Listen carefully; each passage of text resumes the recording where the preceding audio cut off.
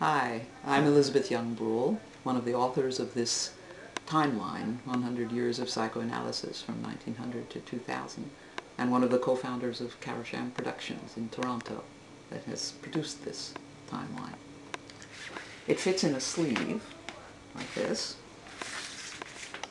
and it's about 7 feet long. It unfolds like this.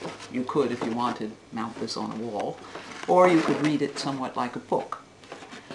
It starts in 1900 with Freud's interpretation of dreams and all the original group of followers who gathered around Freud.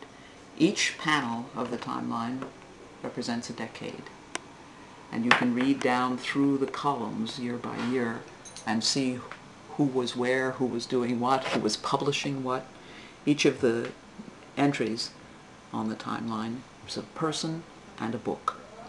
And the colors represent different schools of psychoanalysis as they developed over the 100 years. Up at the top, there's a yellow line that's Carl Jung and all of his followers. Then beneath him, there's a blue line that represents Ernest Jones and his group, the British Psychoanalytical Society, which by the middle of this timeline is mostly followers of Melanie Klein or of Anna Freud. Then there's a green line that represents psychoanalysis in France, which toward the end of the timeline becomes largely a group of followers of Jacques Lacan and people who opposed Jacques Lacan. Then there's a broad red mainstream of Freudian followers, many of them associated with Anna Freud, his daughter.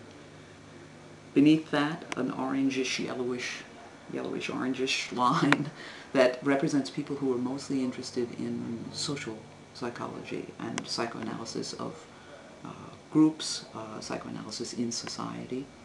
And beneath that, a line that starts with Sander Ferenczi's entree in the Freudian world and tracks the Budapest school up until the end of the Budapest school in the Second World War, and then the legacy of the Budapest school in purple at the bottom.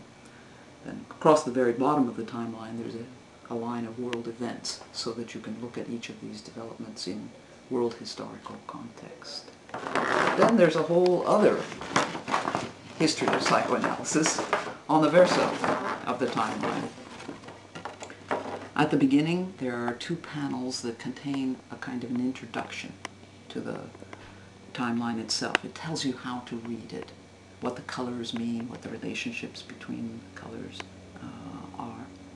And then it starts here and has 19 short paragraphs, each of which chronologically organized, each of which takes up a topic in the history of psychoanalysis. There's a little history of child analysis. There's a little history of the dispersion of European psychoanalysis to the rest of the world during the Second World War. There's a history of psychoanalysis in Latin America, right on up to a little snapshot of the development of the intersection of psychoanalysis and neuroscience in the last decade particularly. Our idea is that anyone who read their way through the narrative history on this side would then be able to return to the timeline and interpret what's going on in the various schools and the various relationships between and among the schools of psychoanalysis.